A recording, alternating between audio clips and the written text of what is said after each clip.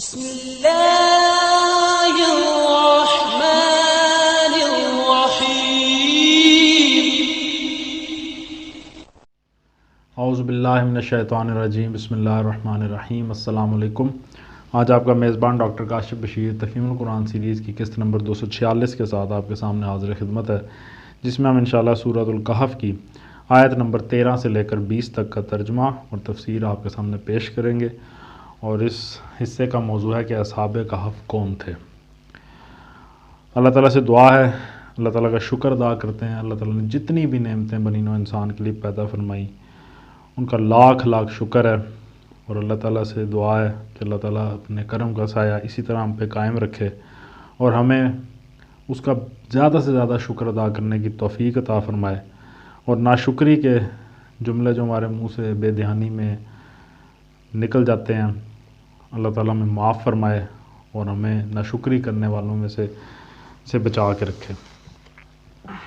بسم اللہ الرحمن الرحیم۔ نحن نقص علیک نبأہم بالحق انہم فتیۃ آمنوا بربہم وزدناہم ہدی۔ ترجمہ: ہم ان کا اصل قصہ تمہیں سناتے ہیں۔ وہ چند نوجوان تھے جو اپنے رب پر ایمان لے آئے تھے، اور ہم نے ان کو ہدایت میں ترقی بخشی تھی۔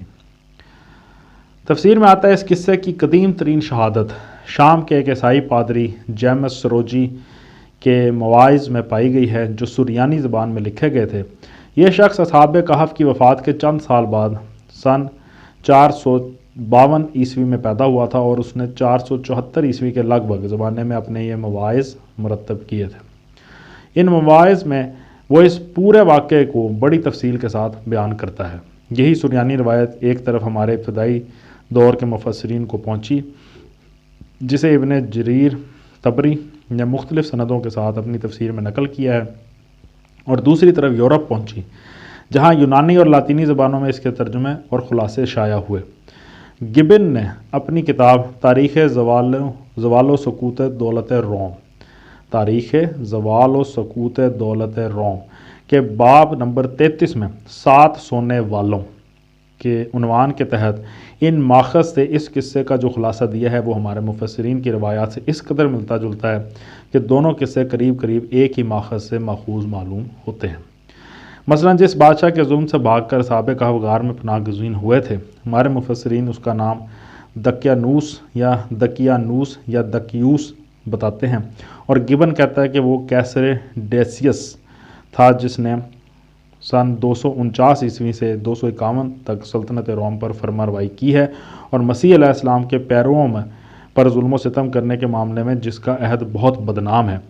جس شہر میں یہ واقعہ پیش آیا، اس کا نام ہمارے مفسرین افسوس یا افسوس لکھتے ہیں، اور گبن اس کا نام ایفیسس بتاتا ہے، جو ایشیائے کوچک کے مغربی ساحل پر رومیوں کا سب سے بڑا شہر اور مشہور بندرگاہ تھا، جس کے کھنڈر آج موجودہ ٹرکی کے شہر ازمیر سمرنا سے 20-25 میل بجانب جنوب پائے جاتے ہیں۔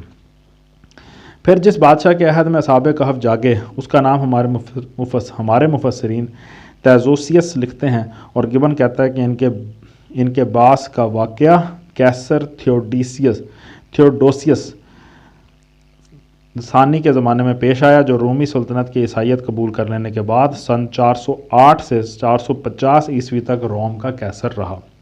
دونوں بیانات کی مماثلت کی حد یہ ہے کہ اصحاب کہف نے بیدار ہونے کے بعد اپنے جس رفیق کو کھانا لانے کے لیے شہر بھیجا تھا، اس کا نام ہمارے مفسرین یمیلیخا بتاتے ہیں، اور گبن اسے یمیلیخوس لکھتا ہے۔ قصے کی تفصیلات دونوں روایتوں میں یکساں ہیں، اور ان کا خلاصہ یہ ہے کہ کیسر ڈیسیس کے زمانے میں جب مسیح علیہ السلام کے پیرووں پر سخت ظلم و ستم ہو رہے تھے، اور یہ 7 نوجوان ایک غار میں جا بیٹھے تھے۔ پھر کیسر تھیوڈوسیس کی سلطنت کے 38ویں سال یعنی تقریباً سن 445 عیسوی یا 446 عیسوی میں یہ لوگ بیدار ہوئے، جبکہ پوری رومی سلطنت مسیح علیہ السلام کی پیرو بن چکی تھی۔ اس حساب سے غار میں ان کے رہنے کی مدت تقریباً 196 سال بنتی ہے۔ بعض مستشرقین کا مطلب ہوتا ہے جو مغرب سے تعلق رکھتا ہو اور مشرقی کسی علم کا ماہر ہو۔ بعض مستشرقین نے اس قصے کو قصہ اصحاب کہف کا مترادف ماننے سے اس بنا پر انکار کیا کہ آگے قرآن ان کے قیام غار کی مدت 309 سال بیان کر رہا ہے، لیکن اس کا جواب آگے چل کے دیا جائے گا اسی تفسیر میں۔ اس سریانی روایت اور قرآن کے بیان میں کچھ جزوی اختلافات بھی ہیں جن کو بنیاد بنا کر گبن نے نبی پاک صلی اللہ علیہ وآلہ وسلم پر جہالت کا الزام لگایا، نعوذ باللہ۔ حالانکہ جس روایت کے اعتماد پر وہ اتنی بڑی جسارت کر رہا ہے، اس کے متعلق وہ خود مانتا ہے کہ وہ اس واقعے کے 30-40 سال بعد شام کے ایک شخص نے لکھی ہے، اور اتنی مدت کے اندر زبانی روایات کے ایک ملک سے دوسرے ملک تک پہنچنے میں کچھ نہ کچھ فرق ہو جایا کرتا ہے۔ اس طرح کی ایک روایت کے متعلق یہ خیال کرنا کہ وہ حرف برف صحیح ہے اور اس سے کسی جز میں اختلاف ہونا لازماً قرآن ہی کی غلطی ہے، صرف ان ہٹ دھرم لوگوں کو زیب دیتا ہے جو مذہبی تعصب میں عقل کے معمولی تقاضوں تک کو نظر انداز کر دیتے ہیں۔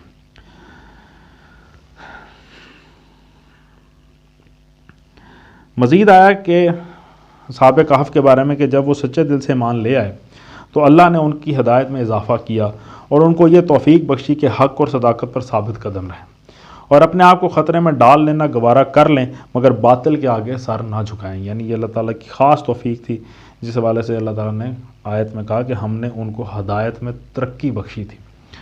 وَرَبَطْنَا عَلَىٰ قُلُوبِهِمْ إِذْ قَامُوا فَقَالُوا رَبُّنَا رَبُّ السَّمَاوَاتِ وَالْأَرْضِ لَن نَّدْعُوَ مِن دُونِهِ إِلَٰهًا لَقَدْ قُلْنَا إِذًا شَطَطًا۔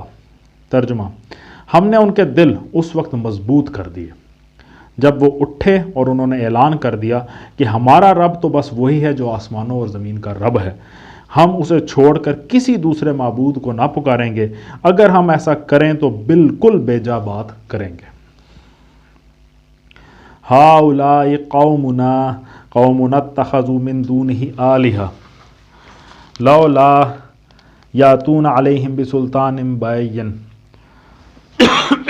فمن اظلم ممن افترى علی اللہ کذبا۔ ترجمہ: پھر انہوں نے آپس میں ایک دوسرے سے کہا، یہ ہماری قوم تو رب کائنات کو چھوڑ کر دوسرے خدا بنا بیٹھی ہے، یہ لوگ ان کے معبود ہونے پر کوئی واضح دلیل کیوں نہیں لاتے؟ آخر اس شخص سے بڑا ظالم اور کون ہو سکتا ہے جو اللہ پر جھوٹ باندھے؟ وَإِذِ اعْتَزَلْتُمُوهُمْ وَمَا يَعْبُدُونَ إِلَّا اللَّهَ فَآوُوا إِلَى الْكَهْفِ يَنشُرْ لَكُمْ رَبُّكُمْ مِنْ رَحْمَتِهِ وَيُهَيِّئْ لَكُمْ مِنْ أَمْرِكُمْ مِرْفَقًا۔ ترجمہ: اب جب کہ تم ان سے اور ان کے معبود ان غیر اللہ سے بے تعلق ہو چکے ہو تو چلو اب فلاں غار میں چل کر پناہ لو، تمہارا رب تم پر اپنی رحمت کا دامن وسیع کرے گا اور تمہارے کام کے لیے سر و سامان مہیا کر دے گا۔ تفسیر میں آتا ہے جس زمانے میں ان خدا پرست نوجوانوں کو آبادیوں سے بھاگ کر پہاڑوں میں پناہ لینی پڑی تھی، اس وقت شہر افسس ایشیائے کوچک میں بت پرستی اور جادوگری کا سب سے بڑا مرکز تھا۔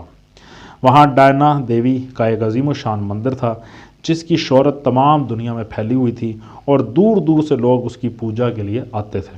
وہاں کے جادوگر، عامل، فالگیر اور تعویذ نویس دنیا بھر میں مشہور تھے۔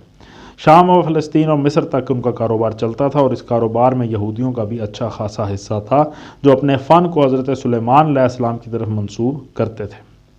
اس حوالے سے ریفرنس ہے سائیکلوپیڈیا آف ببلیکل لٹریچر۔ شرک اور اوہام پرستی کے اس ماحول میں خدا پرستوں کا جو حال ہو رہا تھا، اس کا اندازہ اصحاب کہف کے اس فکرے سے کیا جا سکتا ہے جو اگلے رکوع میں آ رہا ہے کہ اگر ان کا ہاتھ ہم پر پڑ گیا تو بس ہمیں سنسار ہی کر ڈالیں گے یا پھر زبردستی اپنی ملت میں واپس لے جائیں گے۔ اس حد تک گھبرائے ہوئے تھے وہ۔ وَتَرَى الشَّمْسَ إِذَا طَلَعَتْ تَزَاوَرُ عَنْ كَهْفِهِمْ ذَاتَ الْيَمِينِ وَإِذَا غَرَبَتْ تَقْرِضُهُمْ ذات الشمال وهم في فجوة منه ذلك من آيات الله من يهد الله فهو المهتد ومن يضلل فلن تجد له وليا مرشدا۔ ترجمہ: تم انہیں غار میں دیکھتے تو تمہیں یوں نظر آتا کہ سورج جب نکلتا ہے تو ان کے غار کو چھوڑ کر دائیں جانب چڑھ جاتا ہے، اور جب غروب ہوتا ہے تو ان سے بچ کر بائیں جانب اتر جاتا ہے، اور وہ ہیں کہ غار کے اندر ایک وسیع جگہ میں پڑے ہوئے ہیں۔ یہ اللہ کی نشانیوں میں سے ایک ہے، جس کو اللہ ہدایت دے وہی ہدایت پانے والا ہے، اور جسے اللہ بھٹکا دے اس کے لیے تم کوئی ولی مرشد نہیں پا سکتے۔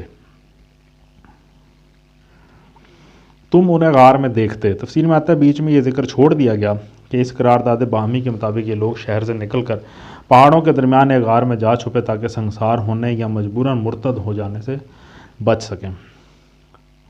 آیت کے بیچ میں آیا کہ وہ ہیں کہ غار کے اندر ایک وسیع جگہ میں پڑے ہیں۔ اس حوالے سے تفسیر میں آیا کہ یعنی ان کے غار کا دہانہ شمال کے رخ تھا، جس کی وجہ سے سورج کی روشنی کسی موسم میں بھی اندر نہ پہنچتی تھی اور باہر سے گزرنے والا یہ نہ دیکھ سکتا تھا کہ اندر کون ہے، یعنی اندر جو ہے وہ اندھیرا ہی رہتا تھا۔ وَتَحْسَبُهُمْ أَيْقَاظًا وَهُمْ رُقُودٌ وَنُقَلِّبُهُمْ ذَاتَ الْيَمِينِ وَذَاتَ الشِّمَالِ وَقَلْبُهُمْ بَاسِطٌ ذِرَاعَيْهِ بِالْوَصِيدِ لَوِ اطَّلَعْتَ عَلَيْهِمْ لَوَلَّيْتَ مِنْهُمْ فِرَارًا وَلَمُلِئْتَ مِنْهُمْ رُعْبًا۔ ترجمہ: تم انہیں دیکھ کر یہ سمجھتے کہ وہ جاگ رہے ہیں، حالانکہ وہ سو رہے تھے۔ ہم انہیں دائیں بائیں کروٹ دلواتے رہتے تھے، اور ان کا کتا غار کے دہانے پر ہاتھ پھیلائے بیٹھا تھا۔ اگر تم کہیں جھانک کر انہیں دیکھتے تو الٹے پاؤں بھاگ کھڑے ہوتے اور تم پر ان کے نظارے سے دہشت بیٹھ جاتی۔ ہم انہیں دائیں بائیں کروٹ دلواتے رہتے تھے۔ تفسیر میں ہے یعنی اگر باہر سے کوئی جھانک کر دیکھتا بھی تو ان 7 آدمیوں کے وقتاً فوقتاً کروٹیں بدلتے رہنے کی وجہ سے وہ یہی گمان کرتا ہے کہ یہ بس یوں ہی لیٹے ہوئے ہیں، سوئے ہوئے نہیں ہیں۔ پھر آیت کے آخر میں آیا کہ تم پر ان کے نظارے سے دہشت بیٹھ جاتی۔ تفسیر میں آتا ہے یعنی پہاڑوں کے اندر ایک اندھیرے غار میں چند آدمیوں کا اس طرح موجود ہونا اور آگے کتے کا بیٹھا ہونا ایک ایسا دہشت ناک منظر پیش کرتا تھا کہ جھانکنے والے ان کو ڈاکو سمجھ کر بھاگ جاتے تھے، اور یہ ایک بڑا سبب تھا جس کی وجہ سے ان لوگوں کے حال پر اتنی مدت تک پردہ پڑا رہا۔ کسی کو یہ جرت ہی نہ ہوئی کہ اندر جا کر کبھی اصل معاملے سے خبر لیتا۔ وَكَذَلِكَ بَعَثْنَاهُمْ لِيَتَسَاءَلُوا بَيْنَهُمْ قَالَ قَائِلٌ مِّنْهُمْ كَمْ لَبِثْتُمْ قَالُوا لَبِثْنَا يَوْمًا أَوْ بَعْضَ يَوْمٍ قَالُوا رَبُّكُمْ أَعْلَمُ بِمَا لَبِثْتُمْ فَابْعَثُوا أَحَدَكُمْ بِوَرِقِكُمْ هَٰذِهِ إِلَى الْمَدِينَةِ فَلْيَنظُرْ أَيُّهَا أَزْكَىٰ طَعَامًا فَلْيَأْتِكُمْ بِرِزْقٍ مِّنْهُ وَلْيَتَلَطَّفْ وَلَا يُشْعِرَنَّ بِكُمْ أَحَدًا۔ ترجمہ: اور اسی عجیب کرشمے سے ہم نے انہیں اٹھا بٹھایا تاکہ ذرا آپس میں پوچھ گچھ کریں۔ ان میں سے ایک نے پوچھا، کہو کتنی دیر اس حال میں رہے؟ دوسرے نے کہا شاید دن بھر یا اس سے کچھ کم رہے ہوں گے۔ پھر وہ بولے، اللہ ہی بہتر جانتا ہے کہ ہمارا کتنا وقت اس حالت میں گزرا۔ چلو اب اپنے میں سے کسی کو چاندی کا یہ سکہ دے کر شہر بھیجیں اور وہ دیکھے کہ سب سے اچھا کھانا کہاں ملتا ہے، وہاں سے وہ کچھ کھانے کے لیے لائے، اور چاہیے کہ ذرا ہوشیاری سے کام کرے، ایسا نہ ہو کہ وہ کسی کو ہمارے یہاں ہونے سے خبردار کر بیٹھے۔ تفسیر میں آتا ہے یعنی جیسے عجیب طریقے سے وہ سلائے گئے تھے اور دنیا کو ان کے حال سے بے خبر رکھا گیا تھا، ویسا ہی عجیب کرشمہ قدرت ان کا ایک طویل مدت کے بعد جاگنا بھی تھا۔ انہم ان یظہروا علیکم یرجموکم او یعیدکم فی ملتہم ولن تفلحوا اذن ابدا۔ ترجمہ: اگر کہیں ان لوگوں کا ہاتھ ہم پر پڑ گیا تو بس سنگسار ہی کر ڈالیں گے، یا پھر زبردستی ہمیں اپنی ملت میں واپس لے جائیں گے، اور ایسا ہوا تو ہم کبھی فلاح نہ پا سکیں گے۔ صدق اللہ العلی العظیم۔ الحمدللہ آج ہم نے سورۃ الکہف کی آیت نمبر 20 تک کا ترجمہ اور تفسیر آپ کے سامنے پیش کرنے کی سعادت حاصل کی ہے۔ اللہ تعالیٰ کا لاکھ لاکھ شکر ہے کہ اس کی توفیق کے بغیر ہم اس سلسلے کو بالکل جاری نہیں رکھ سکتے تھے۔ اس کی بہت مہربانی ہے، اس کا بہت شکریہ۔ اللہ تعالیٰ کا لاکھ لاکھ شکر ہے کہ اس نے ہمیں قرآن سے رشتہ جوڑنے کی توفیق دی۔ اسی سے دعا ہے کہ یا اللہ ہمیں اس توفیق سے نواز، اپنی بہترین توفیق سے نواز، کہ ہم اس قرآن مجید کی تعلیمات کو سمجھیں، ہمارے دل و دماغ روشن ہوں اور ہم اس کو اپنی زندگیوں پہ نافذ العمل کر سکیں۔ اسی دعا کے ساتھ آپ سے اجازت چاہیں گے۔ اپنا بہت خیال رکھیں۔ آپ لوگوں کا بہت بہت شکریہ۔ اللہ حافظ۔